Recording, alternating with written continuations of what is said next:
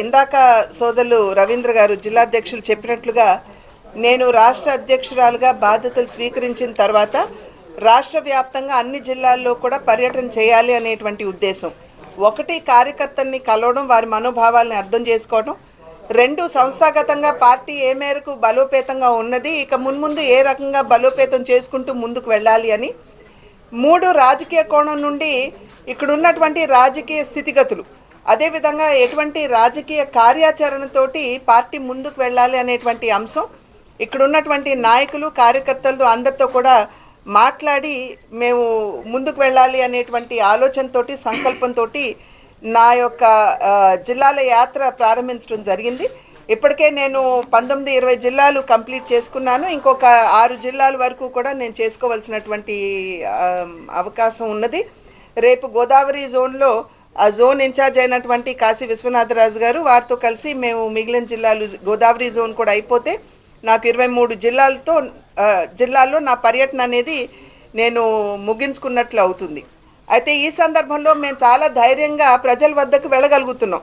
ఎక్కడికి వెళ్ళినా కూడా, ఏ జిల్లాకి వెళ్ళినా కూడా మేము చాలా బాధ్యతాయుతంగా సగర్వంగా కేంద్ర ప్రభుత్వం ఏ రకమైనటువంటి సహకారాన్ని ప్రతి జిల్లాకి అందించింది అనేటువంటి విషయాన్ని మేము అక్కడ ఉన్నటువంటి జిల్లా ప్రజలకి తెలియజేస్తున్నాం.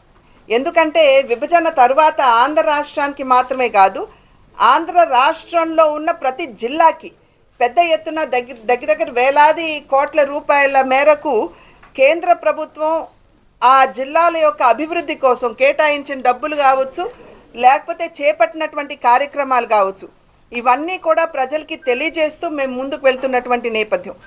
దానిలో భాగంగానే ఇవాళ విశాఖపట్నానికి వచ్చినటువంటి సందర్భంలో ఇక్కడికి రాకముందు దగ్గర 300 కోట్ల రూపాయలు, 290 కోట్ల రూపాయల మేరకు ఏదైతే ఈఎస్ఐ హాస్పిటల్ ఇక్కడ నిర్మాణం జరుగుతుందో దాన్ని కూడా సందర్శించి అక్కడ ఉన్నటువంటి పరిస్థితులు, ఏ మేరకు పనులు జరిగాయి, ఇంకా త్వరితగతిన ఎలా చేయించాలి, ఎప్పటికి కంప్లీట్ అవుతుంది అనేటువంటి అనేక విషయాల్ని అక్కడ ఉన్నటువంటి అధికారులతోటి మరి నిర్మాణం చేపట్టినటువంటి కంపెనీతోటి సమీక్షించి రావడం జరిగింది.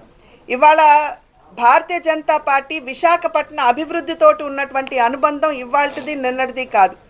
1981వ సంవత్సరంలో మొట్టమొదటి మేయర్గా విశాఖపట్నం నుండి కార్పొరేషన్కి ఆనాడు మొట్టమొదటిసారి ఎన్నికలు జరిగినప్పుడు ఇక్కడ నుండి మరి రెడ్డి గారు, ఎన్ఎస్ఎన్ రెడ్డి గారు ఇక్కడ ఆయన మేయర్గా గెలిచినటువంటి సందర్భంలో అసలు విశాఖపట్నానికి సంబంధించినటువంటి మాస్టర్ ప్లాన్ రూపకల్పన వారి నాయకత్వంలో జరిగింది.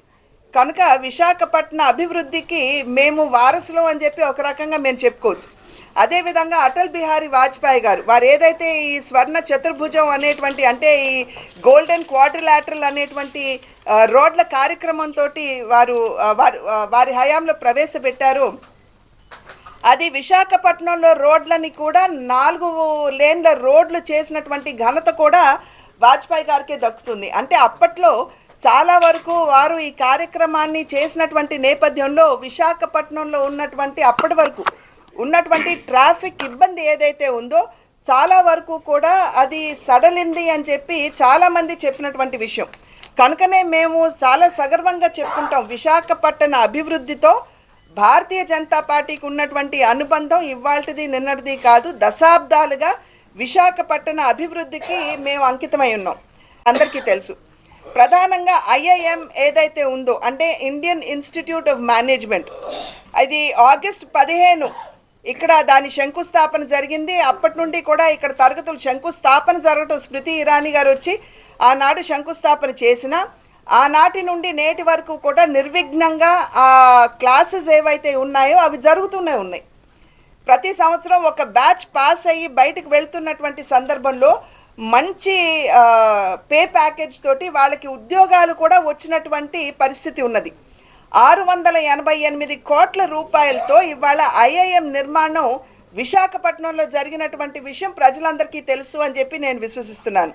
అదేవిధంగా Indian institute of petroleum and energy, దానికి సంబంధించి కూడా ఈ 22 ఏప్రిల్ 2016న దానికి శంకుస్థాపన చేయటం జరిగింది. ఆనాటి నుండి కూడా అది ఇక్కడ నిర్వహిస్తూ వచ్చినటువంటి నేపథ్యం.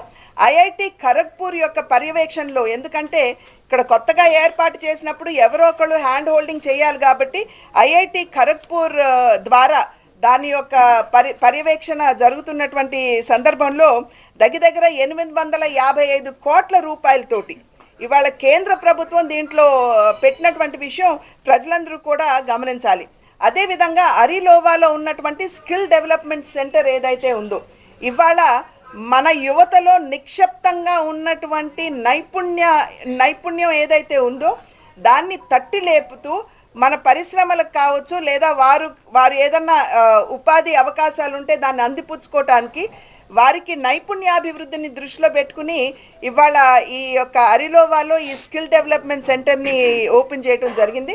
నేను ఎంపీగా ఉన్నటువంటి సందర్భంలోనే 854 కోట్ల రూపాయలు అప్పుడు తీసుకురావడం జరిగింది.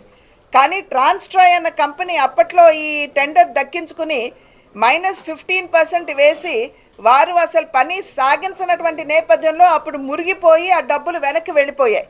కానీ ఇవాళ అదే హైవేని బైపాస్ని 2300 కోట్ల రూపాయలు కేంద్ర ప్రభుత్వం ఇచ్చింది. ఇవాళ రాష్ట్ర ప్రభుత్వాన్ని మేము ప్రశ్నిస్తున్నాం.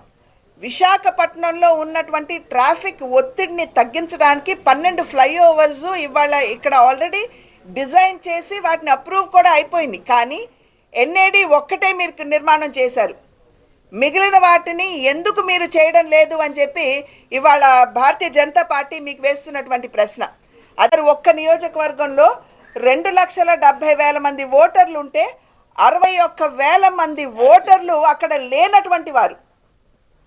లేనటువంటి వారి పేర్లు లిస్టులో ఉన్నాయి. అవన్నీ కూడా మేము తీసుకుని వెళ్ళి, అది మాత్రమే కాకుండా తిరుపతిలో మా అనుభవం, ఫేక్ ఓటర్ ఐడీస్ని డౌన్లోడ్ చేసి, ఆ ప్యానెల్స్ని డౌన్లోడ్ చేసి వారికి కావాల్సినటువంటి వారి బొమ్మలు అతికిచ్చి తీసుకుని వెళ్ళి దొంగ ఓట్లు వేయించడం, ఇవన్నీ కూడా సెంట్రల్ ఎలక్షన్ కమిషన్ వారికి మేము ఫిర్యాదు చేసాం. రుజువులు కూడా వారికి ఇచ్చి రావడం జరిగింది.